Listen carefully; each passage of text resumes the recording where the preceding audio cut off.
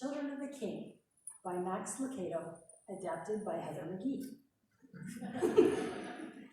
A long time ago, in a land very much like our own, there was a village, and in the village there lived 5 orphans. A lonely family of fatherless children, they had banded together against the cold. One day, the king, who lived in a large city far away, learned of their misfortune and decided to adopt them. He sent a letter to the children, delivered by a traveler returning home. In the letter, the king announced that he would be the children's father and would come for them soon. When the children learned that they had a new father, and their father was the king, and that the king was coming to visit, they went wild with excitement. They laughed and jumped and hugged each other.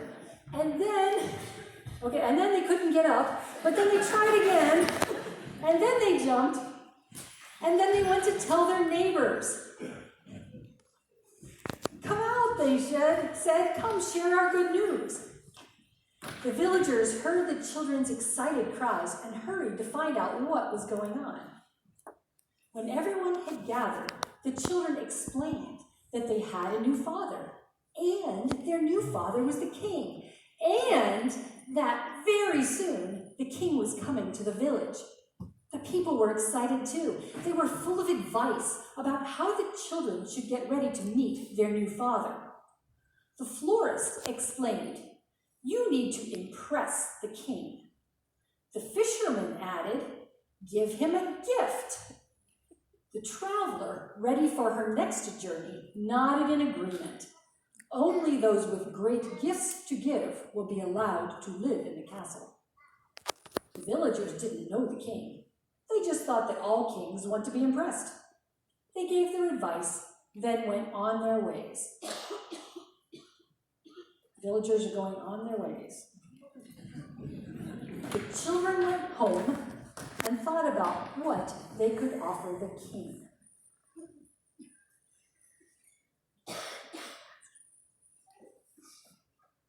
One by one, they chose their gifts. Each child set to work with single-minded determination to prepare the very best for the king. One of the children knew how to carve. He decided to give the king a wonderful wooden sculpture. He set his knife against soft pieces of maple and pine, and he whittled. The small blocks of wood came alive as birds or rabbits or tiny horses. His sister decided to present the king with a painting that captured the beauty of the heavens, a painting worthy to hang in his castle. She gathered her paints and brushes and climbed a nearby hill to be closer to the sky. Another sister chose music as her way to impress the king. For long hours, she practiced singing. Village people would stop at her window and listen as her music took wings and soared. Yet another child set out to turn the king's head with wisdom. Late hours would find his candle lit and his books open.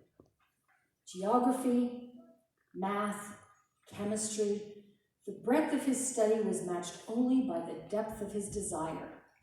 Surely the king would appreciate all his knowledge. While her brothers and sisters set to work, the youngest sister sat alone. Although she thought and thought, she had nothing to offer. Her hand was clumsy with a knife, her fingers stiff with a brush. When the little girl opened her mouth to sing, the sound was hoarse. She wasn't much of a reader. She believed she had no talent, and so she believed she had no gift. All she had to offer was her heart, for her heart was good. The little girl walked through town, smiling and greeting her neighbors. She spent her time at the city gates, watching people come and go. She would earn pennies to buy food for her brothers and sisters by grooming people's horses or feeding their animals. She was a simple stable girl, but she had a good heart. She cared for the beggars. She took time to pet each dog, You're such a good boy. And acknowledge its owner. Did you have a good visit with your cousin? She asked the florist. She welcomed home the travelers and greeted the strangers. How was your journey, she would ask. She showed interest in and concern for all. From the mayor, how is your family? To the fisherman, where do you catch such beautiful fish? To the baker, do you enjoy your work?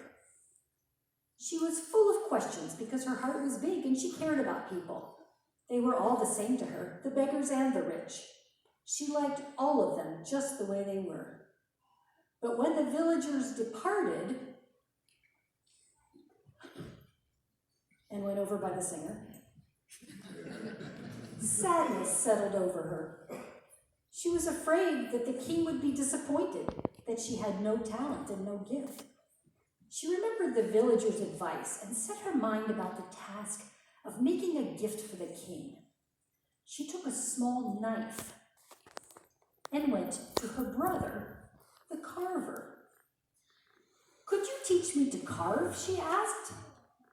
Sorry, the young craftsman responded without looking up. I've much work to do. I haven't time for you. The king is coming, you know. The girl put away her knife and picked up a paintbrush. She went to see her sister, the artist. She found her on the hill, painting a sunset on a canvas. You paint so beautifully, said the girl, who had no gift but a big heart. I know, the painter answered. Could you share your gift with me? Not now, the sister responded, with eyes on her canvas. The king is coming, you know. The girl with no gift then remembered her other sister, the one who sang. She will help me, she said. When she arrived at her sister's house, she found a crowd of people waiting to listen to her sister sing. Sister, she called, sister, I've come to listen and learn. But her sister couldn't hear. The noise of the applause was too loud. With a heavy heart, the girl turned and walked away. Then she remembered her other brother. She took a book with small words and big letters and went to see him. I have nothing to offer the king, she said. Could you teach me to read so I might show him my wisdom? The young sage-to-be didn't speak. He was lost in thought. The child with no gift spoke again. Could you help me? I have no talent. Go away, said the scholar, scarcely moving his eyes from the text. Can't you see I'm preparing myself for the coming of the king? And so the girl went away sadly. She had nothing to give. She returned to her place at the city gates and took up her task of caring for people's animals. After some days, a man in merchant's clothes came to the small town. Seeing the girl, he said, "Is there some place I can get a drink of water?" The orphan looked into the brown face of the one who had traveled far. His skin was leathery from the sun, and his eyes were deep. His kind smile warmed the girl's heart. "Our village well is right over there," she answered eagerly, showing the man the water. The man got a drink as the girl talked to him. "Tell me," she asked as the man drank, "have you come to stay?" He responded, "For only a while. I'm looking for someone." The girl looked at the man's dusty face. "Are you weary from your journey?" He nodded. "That I am." The girl motioned to a bench near the well. "Would you like to sit and rest?" The man shook his head wearily. "Very much so, but not yet. I must take care of my donkey first. He's tied up near the city gate." The girl smiled. "Trust him to me. When you awake, he will be groomed and fed." The tall man sat on the bench. "Thank you," he said gratefully. Then he leaned against the wall, closed his eyes, and slept. The girl did as she had promised, tending to his animal, and then returning to the bench, where the traveler was sleeping. She sat on the ground and waited quietly. When the man awoke, he found the girl sitting at his feet, watching his face.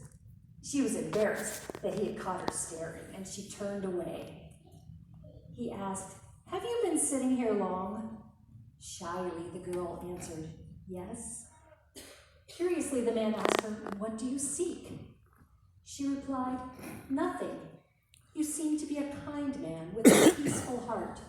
It's good to be near you." The man smiled and stroked his chin. "You are a wise girl," he said. "When I return, we will visit more." The man stood and made his way into town, while the little girl sat on the bench to wait. First, the man found the carver. "Hello," he began. "I'm looking for—" "Not now," the carver admonished. "I'm sorry, but there's just not time. Come back tomorrow." Taken aback, the man turned away. Seeing the village mayor nearby, the man asked about a painter that he had heard of. The mayor pointed to the hilltop, but shook her head. "It's no use walking up there. The painter doesn't want to talk with anyone." The man looked puzzled, and then turned his attention to the singer. He waved to her, trying to gain her attention over the crowd of listeners. She saw his gestures, but frowning at the interruption, held up a hand to stop further disruption.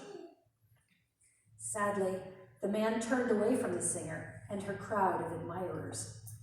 He searched for the scholar, but found only the forgotten textbooks. He turned a few pages, then gently returned it to his resting place. The man slowly returned to the village gate. The little girl, who had been waiting patiently, stood up to greet him. The girl asked, "Did you find the ones you were seeking?" "I found them," the man said, "but they were too busy for me." The girl looked puzzled. "What do you mean?" The man explained. "The first person I came to see was a wood carver, but he was rushing to complete a project and told me to come back tomorrow. Another was an artist. I saw her sitting on a hillside and wanted to go meet her, but the people nearby said she did not want to be disturbed. Yet another was a musician. I listened to her music, but when I tried to get her attention for a conversation, she waved me away. The other person I saw had left. He's moved to the city to go to school." The girl's eyes widened as she realized who the man was. "But you don't look like a king," she gasped. "I try not to," he explained. "Being a king can be kind of lonely. People act strangely around me. They ask for favors. They try to impress me. They bring me all of their complaints." "But isn't that what a king is for?" asked the girl. "Certainly," responded the king, "but there are times when I just want to be with my people. There are times when I want to talk to my people, to hear about their day, to laugh a bit, to cry some. There are times when I just want to be their father." The girl looked thoughtful. "Is that why you adopted us children?" The man smiled. "That's why. Adults think they have to impress me. Children don't. They just want to talk to me. They know that I love them just the way they are." Worry clouded the girl's face. "But my brothers and sisters were too busy?" "They were," the man reassured her. "But I'll come back. Maybe they'll have more time another day." The girl hesitated. "Sire, what about me? I have no gift, but I would like to be your child." The king smiled and knelt down next to her, gently laying his hand on her shoulder. "My dear, you gave the best gift of all. You gave your heart, your kindness, your time, and your love. Of course you'll be my child. I love you just the way you are." And they hugged each other and walked out the city gate together. And so it happened that the children with many talents but no time missed the visit of the king, while the girl whose only gift was the gift of her heart became the child of the king. The end. Yeah.